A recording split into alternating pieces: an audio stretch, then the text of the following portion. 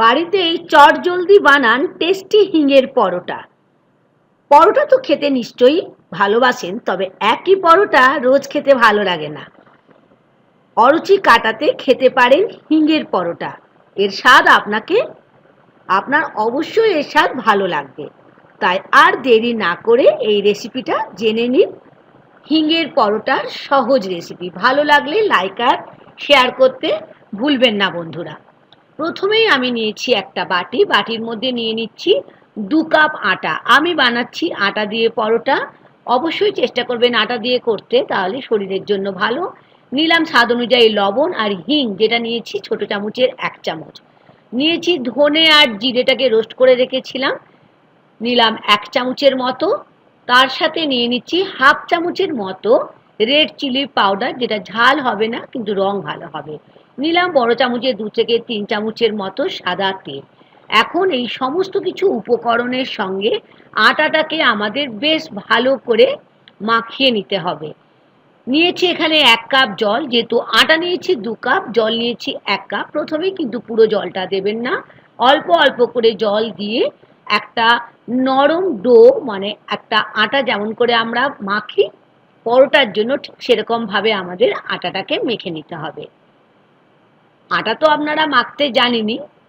আর নিয়ে নিলাম 1 চামচের মতো ওপর থেকে তেল। তাহলে কি হবে, আমরা এটাকে যখন রেখে দেব তাহলে খুব নরম হয়ে থাকবে আটাটা।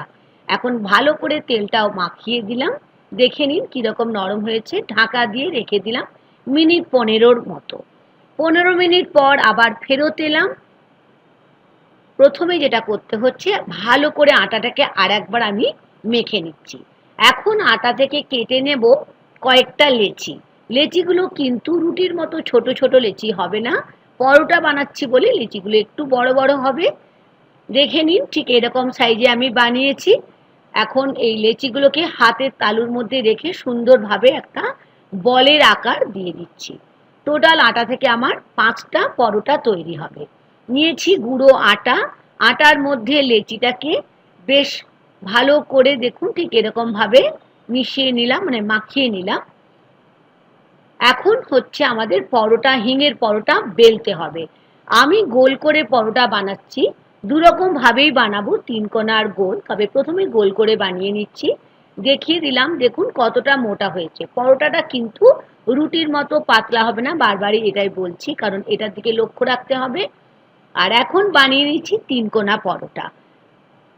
3 কোণা পরোটাও হয়তো আপনারা বানাতে পারেন, তাও দেখিয়ে দিচ্ছি আমি কীরকমভাবে বানাই। তাহলে টোটাল 2 কাপ আটার থেকে আমার তৈরি হয়ে যাচ্ছে 5খানা পরোটা, 3 কোণা আর গোল করে ঠিক এরকমভাবে একটু ঠিক মানে মোটা করে বেলে নিচ্ছি। আশা করি আজকে হিঙের পরোটা আপনাদের ডিনার কিংবা ব্রেকফাস্টে ভীষণই ভালো লাগবে। পরোটা বেলা হয়ে গেল, এখন হচ্ছে আমাদের গ্যাস স্টোভের কাছে যাওয়া। গ্যাস স্টোভটা জ্বালিয়ে ননস্টিকের একটা তাওয়া বসিয়ে একটা একটা পরোটা আমরা ভেজে তুলব। তবে কিছু টিপস এখানে আমি আপনাদের সাথে শেয়ার করব। একটা পিঠ হয়ে গেলে আর একটা পিঠ উল্টে দিতে হবে। যখন আমরা পরোটাটা দেখবেন একটু গায়ে রং ধরেছে, তখন মিডিয়াম টু হাই ফ্লেম করে দিয়ে আমি এখানে ওপরে 1 চামচের মতো তেল দিয়ে দিলাম।